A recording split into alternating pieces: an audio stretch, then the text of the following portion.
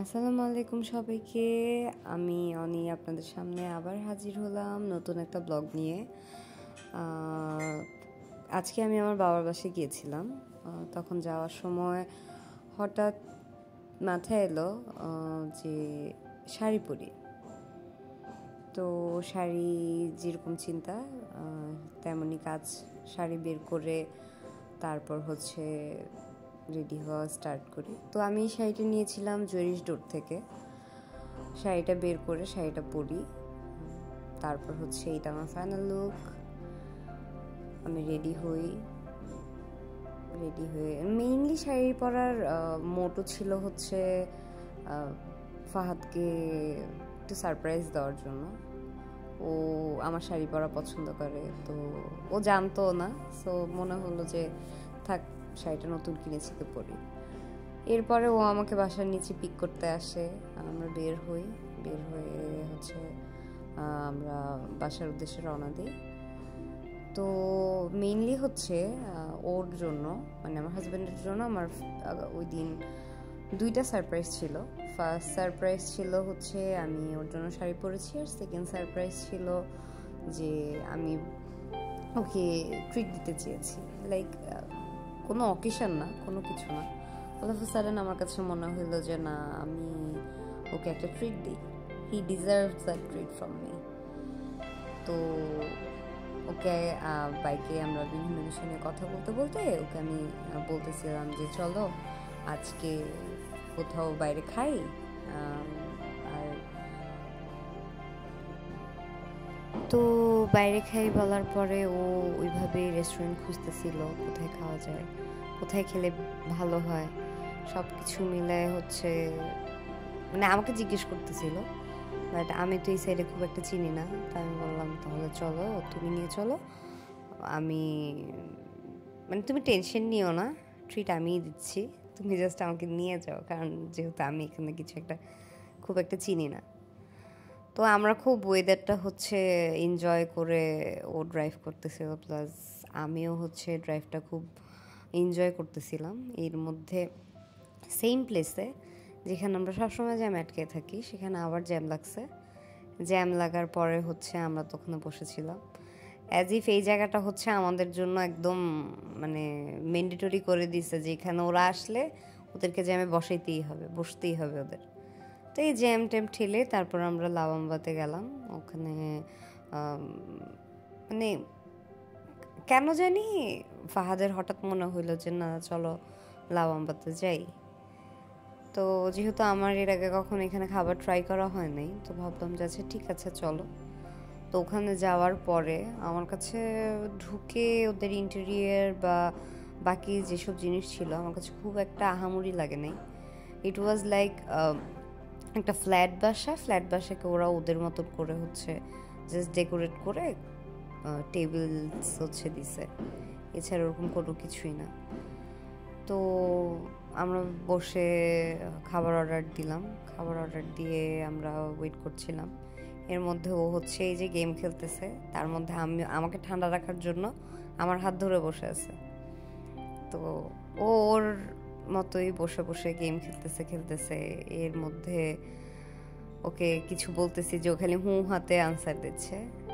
তো এই যে আমাদের খাবারও চলে আসছে, বাট সেই যে বান্দা গেম খেলে স্টার্ট করছে, সে এখন পর্যন্ত গেমই খেলতেছে।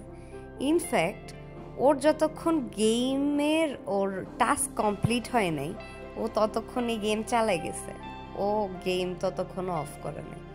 মানে খাবার চলে আসছে, খাবার ঠান্ডা হয়ে যাচ্ছে, বাট ওর ওইটাতে কোনো আক্ষেপ নেই, ওর যে ওইটা শেষ করতে হবে।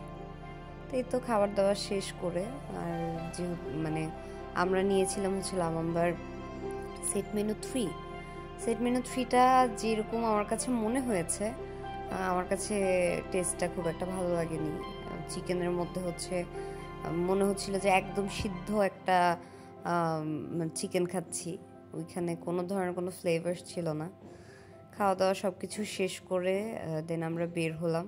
তার মাঝখানে ও আবার আমাকে কতক্ষণ পচাইতেছিল যে আমি খাওয়া দাওয়া নষ্ট খাওয়া দাওয়া করি না ঠিক মতন, এগুলি নিয়ে ও কতক্ষণ আমাকে নিয়ে মজা টজা নিয়ে দেন আমরা আবার ডেমরার উদ্দেশ্যে রওনা দিই।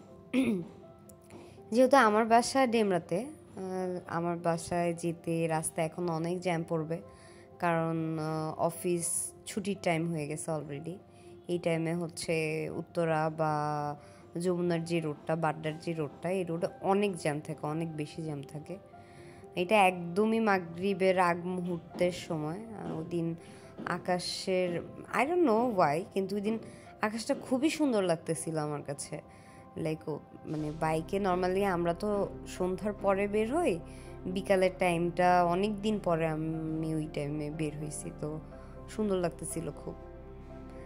তারপরে আমরাই তো উত্তরা ফ্লাইওভারের উপরে, উত্তরা থেকে বের হয় এয়ারপোর্ট ফ্লাইওভার যেটা বলে, সেখান থেকে আস্তে আস্তে মানে ডেমরার যে রোড, বাড্ডার দিকে, ওদিকে যেতে থাকি।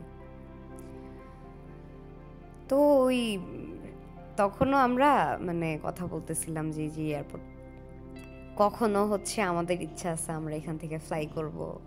আমাদের নর্মালি যখন আমরা এটা সামনে দিয়ে যাই, তখনই হচ্ছে আমরা এইটা নিয়ে হচ্ছে কথা বলি যে যে এয়ারপোর্ট হয়তো কখনো আমরাও এইখান থেকে ফ্লাই করব। তো এইসব নিয়ে আমরা দুজন কথা বলতে বলতে আর হচ্ছে আমাদের আশেপাশের যে সুন্দর ওয়েদারটা ছিল, সুন্দর এনভায়রনমেন্টটা ছিল, ওই এনভায়রনমেন্টটা হচ্ছে এনজয় করতে থাকি আর হচ্ছে যেতে থাকি। তো এই তো আমরা অলরেডি ততক্ষণে 300 ফিটের যে ফ্লাইওভার সেটা ক্রস করে ফেলি। দেন হচ্ছে মাঝখানে মনে হয়েছিল জ্যাম থাকবে, জ্যাম ছিল না, আর তাড়াতাড়ি চলে এসেছি। বাট সামহাও ক্যানাডিয়ান ইউনিভার্সিটির সামনে এসে, লাইক প্রগতি সরণিতে এসে, এখানে খুবই মারাত্মক একটা জ্যামে আমরা অনেকক্ষণ আটকে বসেছিলাম। এই হচ্ছে জ্যামের অবস্থা। আই ডোন্ট নো এই টাইমে এই জায়গাটার মধ্যে কেন এই পরিমাণ জ্যাম থাকে। লাইক প্রত্যেকটা রাস্তায় মনে হয় যে একদম সাইড দিয়ে যে একটা মানুষ হেঁটে যাবে তার কোনো কুদরত নাই। ঠেলে ঠেলে একজন আরেকজনের পিছনে পিছনে খুব মানে স্ট্রাগল করেই জায়গাটা হচ্ছে পার হইতে হয়। দেন আমরা এখন হচ্ছি বনশ্রী। এই রোডটার ক্লিপটা একটু বড়, ক্লিপটা বড় নেওয়ার আমার পার্সোনাল একটা রিজন ছিল। কারণ সামনে থেকে যে রোডটা স্টার্ট হবে, সেই রোডটা এটা কী কারণে এই ধরনের রোড করছে আমার না কোনো আইডিয়া নেই। সামনেও ভালো, পিছনেও ভালো, মিডল জাস্ট ত্রিমোহনীর অল্প কিছু একটা রাস্তা। এই রাস্তাটা হচ্ছে জাস্ট ইট দিয়ে হচ্ছে করে রাখছে, জাস্ট ইট বসায় রাখছে। মাঝখানে অল্প কিছু জায়গা আবার দেখি হচ্ছে ঢালাই করা। এরপরে আবার হচ্ছে এরকম ইটের সোলিং, দেন আবার কিছু অল্প একটা জায়গা, জাস্ট অল্প কিছু জায়গা নিয়ে হচ্ছে আবার একটু ঢালাই করা। মোটামুটি ভালো একটা রাস্তা এইভাবে করে এই জায়গাটাতে যে কি ধরনের অ্যাক্সিডেন্ট হওয়ার সম্ভাবনা বা এই জায়গাটার অবস্থা যে কি, যারা রীতিমতো প্রতিদিন যাতায়াত করে জাস্ট তারাই বুঝবে যে এই জায়গাটার ভোগান্তিটা যে কত বাজে একটা এক্সপিরিয়েন্স। আর মাঝখানে তো বড় বড় গর্ত, মানে একটু বৃষ্টি হলে বা একটু যদি কাদা হয়, এখানের সিনারিও খুব খারাপ হয়ে যায়। যারা রেগুলার যাতায়াত করে জাস্ট তারা এই ভোগান্তিটা প্রপারলি বুঝবে। আর তাছাড়া যে ভাঙা জায়গাগুলো, ভাঙা রাস্তাগুলো, ইটস টাফ টু হ্যান্ডেল। তো এই রাস্তাটা দেখানোর বা এই রাস্তা নিয়ে হচ্ছে কথা বলার মেইন কারণ হচ্ছে আই থিঙ্ক এই ভিডিওটা ওরকম কারো চোখে পড়ুক আর তারা একটা প্রপার পদক্ষেপ নিক যেন এই রাস্তাটা ঠিক করা হয়। অ্যাটলিস্ট এতটুকু রাস্তা, পুরো একটা ভালো রাস্তার মাঝখানে শুধুমাত্র এতটুকু রাস্তার জন্য যে ভোগান্তিটা হচ্ছে বা যে একটা রিস্ক থেকে যাচ্ছে, সেটা কিন্তু আসলে কখনোই কাম্য নয়। আর তাছাড়াই তো এরপর ভালো রাস্তাতে উঠে আমরা সেই করে রওনা দিতে স্টার্ট করি। দেন অল অফ আ সাডেন আমার হাজব্যান্ডের হচ্ছে চা খেতে ইচ্ছা করে। উনি খুব সেই রকমের একজন চাখর, ওনার দিনে যে কয় কাপ চা লাগে সেটা উনি নিজেও বলতে পারবে না। তো অনেক দিন ধরে এই ক্যাফেটা হচ্ছে রাস্তার পাশে দেখতেছিল, তো বলতেছিল যে সামনে একটা ক্যাফে হয়েছে একদম ছোট্টখাটো, চলো ওইটাতে তাহলে যাই। তাহলে ও যেরকম বললো ওরকম নিয়ে তারপর হচ্ছে আমরা একটা কোল্ড কফি আর একটা হট কফি অর্ডার দিই। দেন ও হচ্ছে খুব সুন্দর কফিতে চিনি টিনি দিয়ে দেন হচ্ছে খাওয়ার জন্য এটাকে রেডি করতেছিল। আর কোল্ড কফিটা আমার কাছে খুব একটা ভালো লাগেনি। ওইটা হচ্ছে আমার কাছে মনে হয়েছে যে আমি কফি ফ্লেভার্ড একটা মিল্কশেক খাচ্ছি, বাট